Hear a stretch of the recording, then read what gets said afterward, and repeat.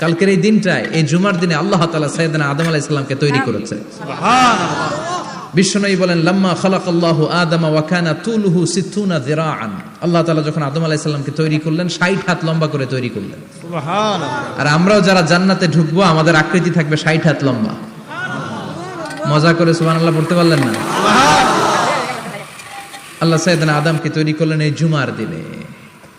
আবার সাইয়েদনা আদম আলাইহিস সালামকে পৃথিবীর বুকে তিনি পাঠিয়ে দিয়েছিলেন এই জুমার দিনে। সুবহানাল্লাহ। কুলনা হাবিতু মিনহা জামিআ, O Adam go down with your wife, তোমার স্ত্রী হাওয়াকে নিয়ে পৃথিবীতে নামো। সাইয়েদনা আদম আলাইহিস সালামকে আল্লাহ তাআলা পাঠিয়েছিলেন শ্রীলঙ্কার একটা পাহাড়ে, অ্যাডামস পিক। ওখানে ঐতিহাসিকভাবে প্রমাণিত, এটা হাদিসে নেই, কুতুবুত তারিখে এসেছে।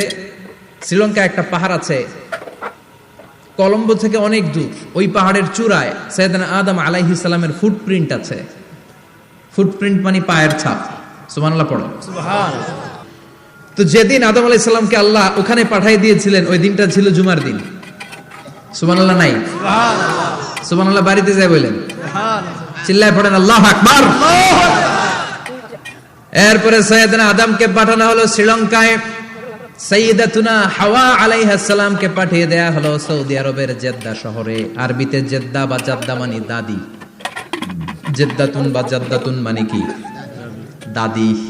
হাওয়া আলাইহিস সালাম আমাদের সবার দাদি, ঠিক কিনা? ওনার নামে এই শহরের নাম। বছরের পর বছর সাইয়েদনা আদম আলাইহিস সালাম এবং হাওয়া আলাইহিস সালাম আল্লাহর কাছে ক্ষমা চাইলেন, আল্লাহ ভুল করে নিষিদ্ধ গাছের ফল খেয়েছি, তুমি মাফ করে দাও। আল্লাহ বললেন, আদম কয়েকটা কালিমা শিখিয়ে দেব, এই কালিমাগুলো পড়ে আমার কাছে দোয়া করো, আমি কবুল করে নিব। আল্লাহু আকবার। আল্লাহু আকবার। আল্লাহ শিখিয়ে দিলেন আর বললেন, আদম পড়ো, রাব্বানা যালামনা আনফুসানা